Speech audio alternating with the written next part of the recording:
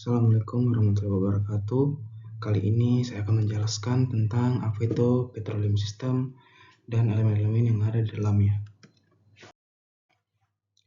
Berikut ini adalah outline discussion kita pada hari ini, yaitu ada trap, seal, reservoir, migration, dan source. Pertama-tama kita perlu ketahui apa itu petroleum system. Petroleum itu terbagi menjadi dua kata, yaitu petra atau batu dan oleum atau minyak.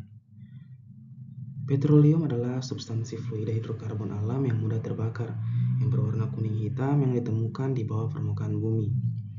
Adanya akumulasi minyak dan gas bumi di bawah permukaan memerlukan beberapa syarat yang dikenal sebagai petroleum system, yaitu batuan induk atau short rock yang matang, setelah itu ada perangkap, lalu ada batuan reservoir atau reservoir rock yang poros dan impermeable, setelah itu ada batuan penutup atau cap rock yang impermeable, serta lapisan pembawa atau carrier bed, dan waktu migrasi atau proper timing of migration yang memungkinkan minyak dan gas bumi bermigrasi dan terjebak dalam perangkap atau trapping mechanism. Kita masuk ke outline discussion kita yang pertama, yaitu trap atau perangkap. Trap merupakan bentuk dari suatu geometri atau fasies yang mampu menahan minyak dan gas bumi untuk berkumpul dan tidak berpindah lagi. Adapun tipe dari jebakan, yaitu jebakan struktural. Jebakan struktural yaitu jebakan yang dipengaruhi oleh kejadian deformasi perlapisan dengan terbentuknya struktur lipatan dan patahan, yang merupakan respon dari kejadian tektonik dan merupakan perangkap yang paling asli dan perangkap yang paling penting. Setelah itu ada jebakan stratigrafi. Jebakan stratigrafi adalah jebakan yang dipengaruhi oleh variasi perlapisan secara vertikal dan lateral, perubahan fasies batuan dan ketidakselarasan dan variasi lateral dalam litologi pada suatu lapisan reservoir dalam perpindahan minyak bumi. Setelah itu ada jebakan kombinasi. Jebakan kombinasi adalah kombinasi antara struktural dan stratigrafi, di mana pada perangkap ini jenis ini merupakan faktor bersama dalam membatasi bergeraknya atau menjebak minyak bumi. Kita masuk pada tipe perangkap yang pertama, yaitu perangkap struktural. Kita bisa lihat pada gambar yang ditampilkan memperlihatkan dua jenis perangkap struktural yang menjadi elemen kunci dalam sistem petroleum, yaitu antiklin dan patahan. Perangkap struktural merupakan konfigurasi geologis yang memungkinkan hidrokarbon terakumulasi dan tidak bermigrasi lebih jauh. Kita bisa lihat pada gambar di sisi kiri terdapat ilustrasi antiklin yang menunjukkan lapisan-lapisan batuan yang melengkung ke atas membentuk struktur kubah atau lengkungan. Struktur ini merangkap minyak dan gas di bagian puncaknya, karena hidrokarbon yang memiliki densitas lebih rendah daripada air akan bermigrasi ke atas hingga tertahan oleh lapisan batuan kedap atau sill. Lapisan-lapisan batuan ditunjukkan dengan warna yang berbeda-beda, dengan lapisan reservoir rock yang berpori berada di tengah struktur tempat hidrokarbon terakumulasi. Sementara itu, pada gambar sisi kanan adalah gambar yang terdapat ilustrasi patahan. Perangkap patahan ini terbentuk akibat gaya tektonik yang menyebabkan lapisan batuan patah dan bergeser. Dalam perangkap patahan, pergeseran lapisan batuan mengakibatkan lapisan reservoir berhadapan langsung dengan lapisan kedap air atau impermeable, sehingga menciptakan penghalang bagi migrasi hidrokarbon. Akibatnya, minyak dan gas terperangkap di sepanjang zona patahan tersebut. Gambar menunjukkan dengan jelas bagaimana perpindahan vertikal dari lapisan batuan menciptakan situasi di mana hidrokarbon tidak dapat bermigrasi lebih jauh. Kita masuk pada tipe perangkap yang kedua, yaitu perangkap stratigrafi. Berbeda dengan perangkap struktural yang sebelumnya, perangkap stratigrafi terbentuk karena perubahan karakteristik batuan secara lateral, bukan karena deformasi struktural. Kita bisa lihat pada gambar di sebelah kiri, ditunjukkan perangkap stratigrafi yang dikombinasikan dengan elemen struktural. Terlihat adanya kubah garam atau salt dome yang mendorong lapisan batuan ke atas, serta patahan fault di bagian kiri. Gas alam atau natural gas terperangkap di sisi kiri kubah garam, sementara minyak batuan atau rock oil terperangkap di sisi kanan. Sumur minyak atau oil well digambarkan menembus hingga ke reservoir untuk mengekstraksi hidrokarbon. Di bagian bawah terdapat batuan sumber atau source rock yang merupakan asal dari hidrokarbon, sementara di bagian atas terdapat lapisan kedap atau impermeable shale clay yang mencegah hidrokarbon bermigrasi ke atas.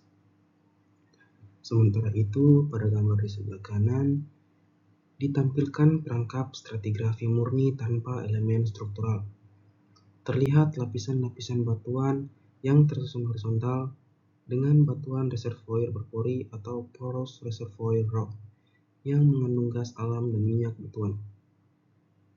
Lapisan ini diapit oleh batuan sumber atau source rock di bawah dan batuan kedap impermeable shale clay di atas. Sumur minyak atau oil well digambarkan menembus hingga ke lapisan reservoir untuk mengekstraksi hidrokarbon.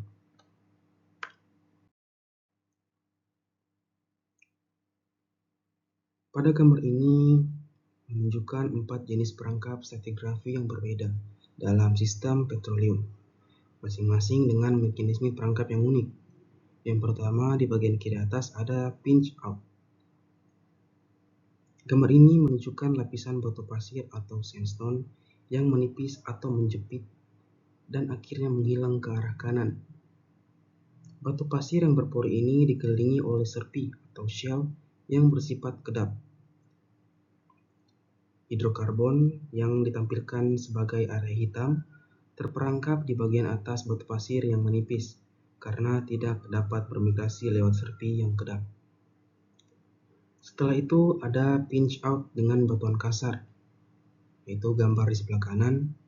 Mirip dengan contoh pertama, namun di sini batu pasir menipis karena bertemu dengan batuan dasar granit yang ditunjukkan dengan warna merah. Granit bersifat tidak berpori dan kedap, sehingga membentuk penghalang tambahan untuk migrasi hidrokarbon. Serpi atau shell di atas batu pasir juga berperan sebagai batuan penutup. Selanjutnya ada perangkap kanal, yaitu berada di kiri bawah, menampilkan kanal batu pasir atau sandstone channel yang terpotong atau terisi dalam serpi. Garis UNC memungkinkan menunjukkan ketidakselarasan atau unconformity, yaitu permukaan erosi kuno. Setelah itu minyak atau oil terperangkap dalam struktural kanal batu pasir yang dikelilingi oleh serpi kedap. Batu pasir kanal ini biasanya terbentuk oleh aliran sungai purba yang mengendapkan pasir di tengah lingkungan yang lebih halus. Yang terakhir ada perangkap terumbu yang berada di kanan bawah, yang merupakan struktur karbonat organik. Di sekitarnya terdapat platform karbonat atau platform carbonats dan serpi. Minyak terakumulasi di bagian atas terumbu karena porositas yang tinggi pada batuan terumbu. Pada garis biru menunjukkan kontak minyak dan air, dengan air berada di bawah minyak karena perbedaan densitas. Kita masuk pada tipe perangkap yang ketiga, yaitu perangkap kombinasi. Perangkap kombinasi merupakan gabungan dari beberapa jenis perangkap dalam satu sistem. Pada gambar ini memperlihatkan penampang bawah permukaan yang kompleks dengan berbagai bentuk perangkap hidrokarbon. Pada gambar ini terlihat 3 jenis perangkap utama yang diberi label, yaitu yang pertama anti-clean, yang berada di bagian kiri gambar. Terdapat struktur batuan yang melengkung ke atas membentuk anti-clean.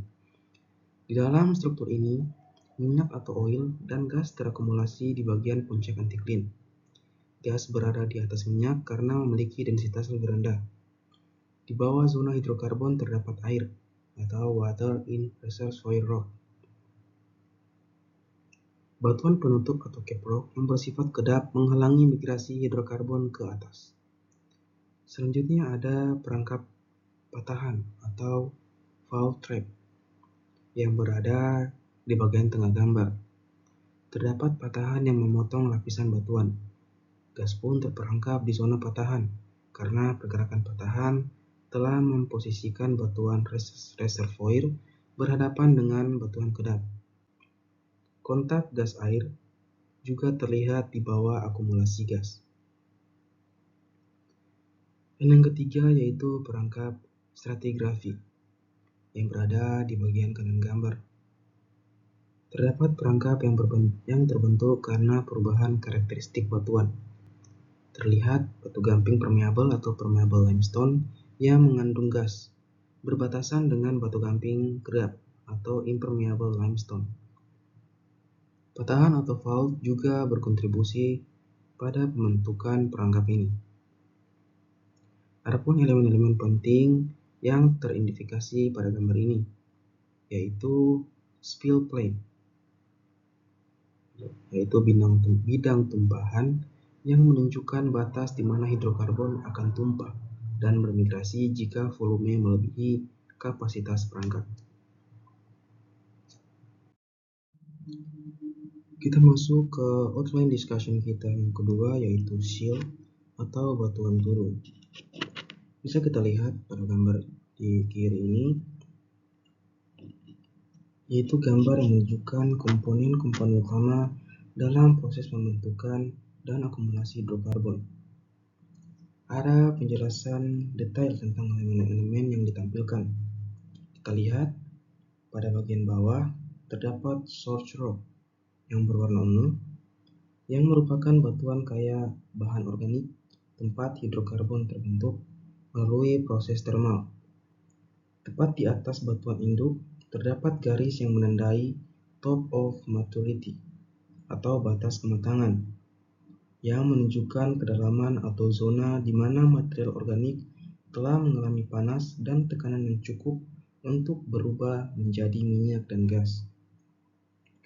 Dari batuan induk, hidrokarbon bermigrasi ke atas melalui migration road atau jalur migrasi yang digambarkan dengan garis bergelombang.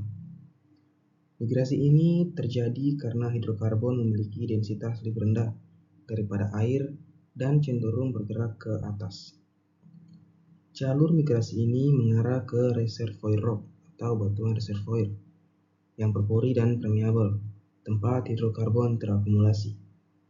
Kita lihat di bagian atas terdapat lapisan atau shield berwarna merah yang bersifat impermeable atau kedap, yang berguna untuk mencegah hidrokarbon bermigrasi lebih jauh ke atas. Kita lihat juga pada bagian kiri terdapat fault atau fault impermeable atau patahan kedap yang juga bertindak sebagai penghalang lateral bagi migrasi hidrokarbon. Di dalam batuan reservoir terlihat akumulasi hidrokarbon yang diberi label hydrocarbon accumulation in the reservoir rock. Terlihat juga batas antara minyak dan air yang diberi label oil water contact atau OWC, yang menunjukkan bagaimana minyak mengapung di atas air dalam batuan reservoir.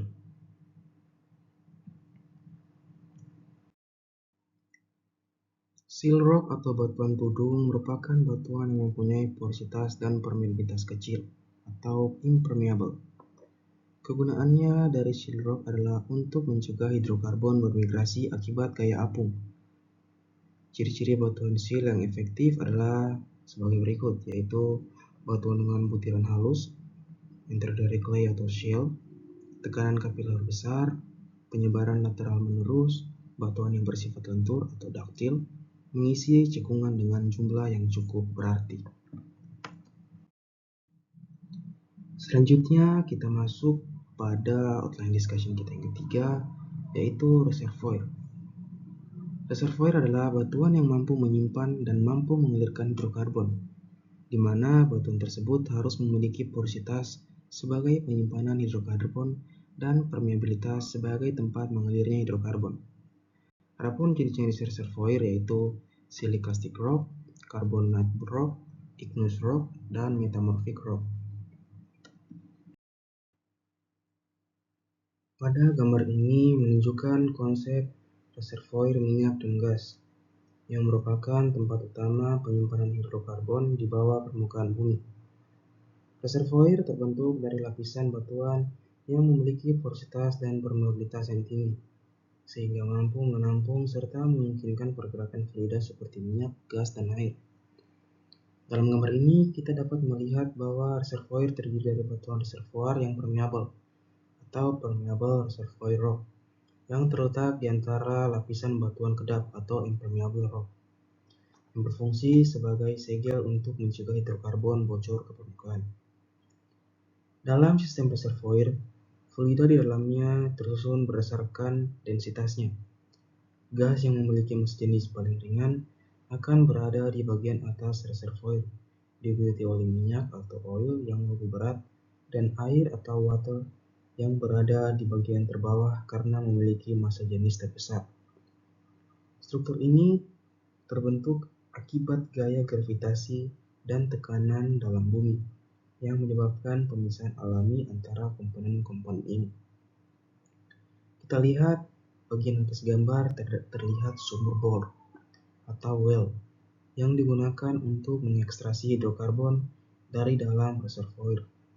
Sumur ini dirancang untuk menembus lapisan batuan kedap dan mencapai zona minyak serta gas agar dapat diproduksi secara efisien.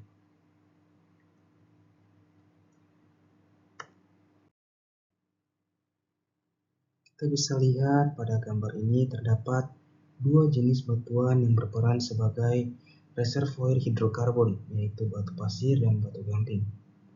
Pada bagian atas gambar terlihat gambar dari outcrop batu pasir yang berada di lapangan, memiliki ciri khas berupa lapisan horizontal dengan warna kecoklatan hingga kemerahan, menandakan bahwa batuan ini terdiri dari butiran pasir yang terkonsolidasi.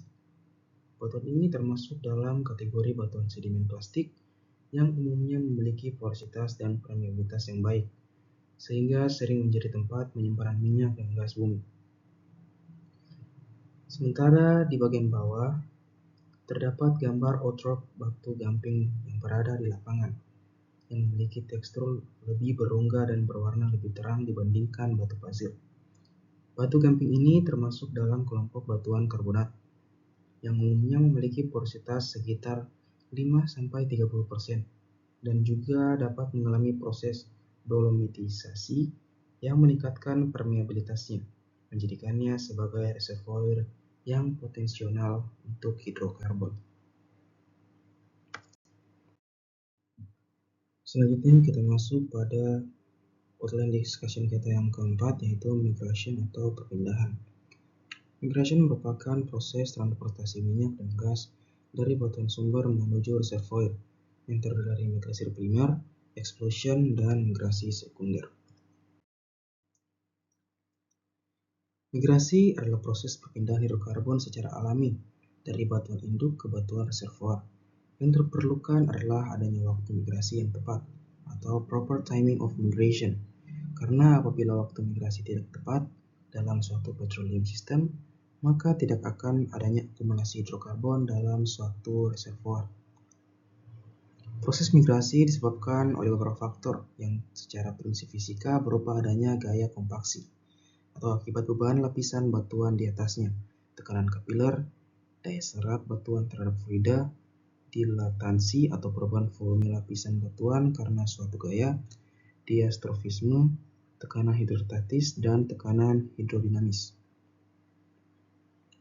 Proses migrasi dikelompokkan menjadi dua, yaitu migrasi primer dan migrasi sekunder. Migrasi primer adalah migrasi hidrokarbon ketika keluar dari batuan induk menuju ke lapisan pembawa atau carrier rock. Sedangkan migrasi sekunder adalah migrasi hidrokarbon secara dalam lapisan pembawa atau jalur migrasi hingga mencapai dan terakumulasi dalam batuan reservoir. Kita bisa lihat pada gambar di sebelah kiri menunjukkan proses migrasi hidrokarbon dalam lapisan geologi. Migrasi ini terjadi ketika minyak dan gas bumi yang terbentuk di batuan induk atau short rock berpindah ke batuan reservoir melalui rekahan atau pori-pori batuan yang permeabel. Hidrokarbon kemudian terperangkap dalam struktur jebakan atau trap yang biasanya dibatasi oleh lapisan batuan kedap atau cap rock.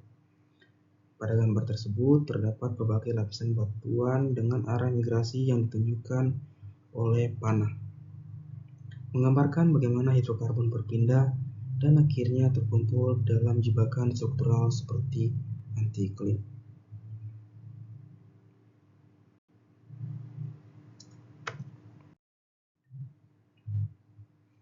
Kita lihat pada gambar ini adalah diagram dari Tissot pada tahun 1974. Diagram ini menjelaskan proses pembentukan hidrokarbon berdasarkan kedalaman dan suhu. Diagram ini membagi proses menjadi beberapa tahap, yaitu diagenesis, katagenesis, dan metagenesis. Pada tahap diagenesis terjadi akumulasi bahan organik yang belum matang menjadi hidrokarbon.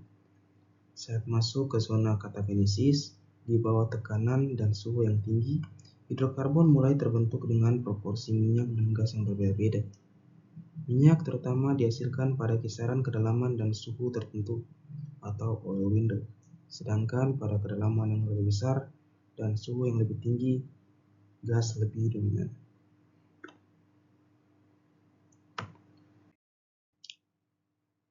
Kita masuk ke outline discussion kita yang terakhir, yaitu source atau sumber. Source rock atau batuan induk adalah batuan sedimen berbutir halus yang dapat menghasilkan minyak dan gas bumi.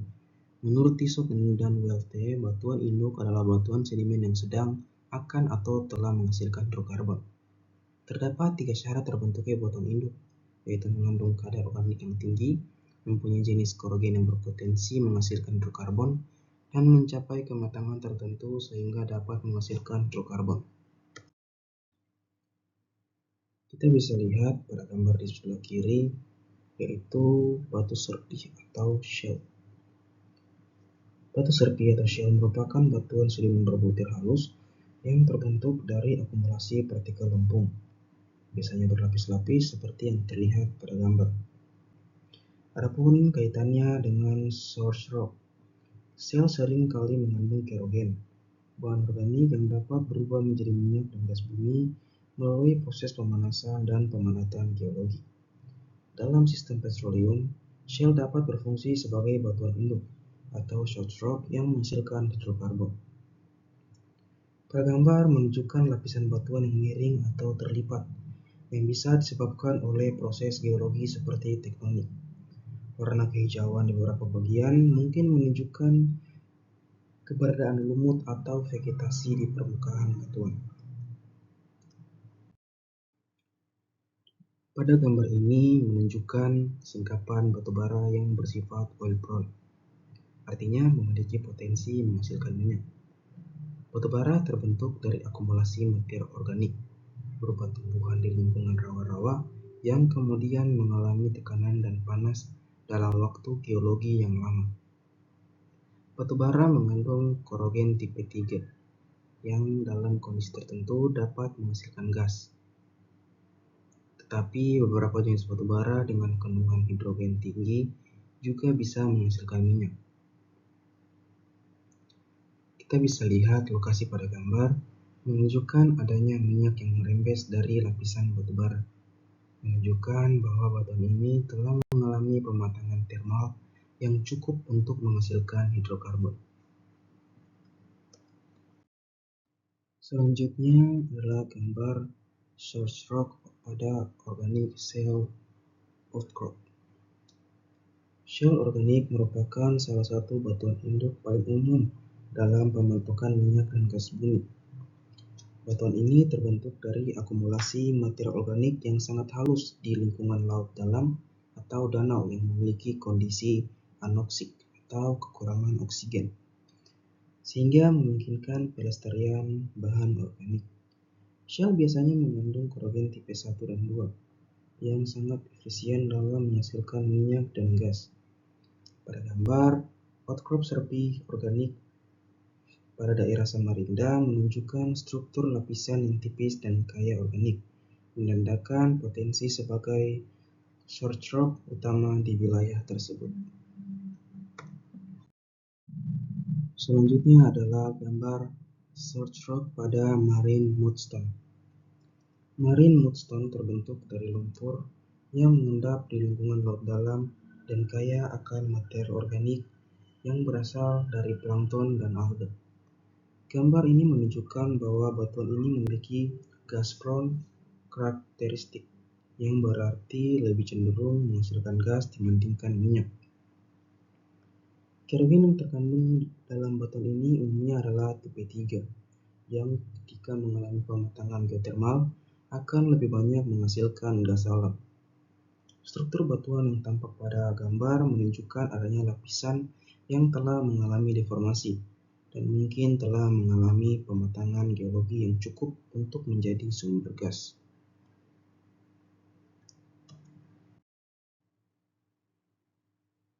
Dan yang terakhir itu ada search rock pada organic rich sand atau pasir yang kaya bahan organik.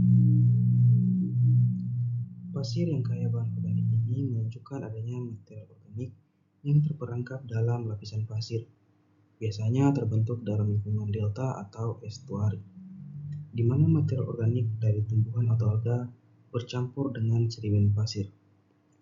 Jika materi organik dalam pasir ini cukup banyak dan mengalami pematangan termal, pasir ini dapat menjadi batuan induk yang menghasilkan hidrokarbon.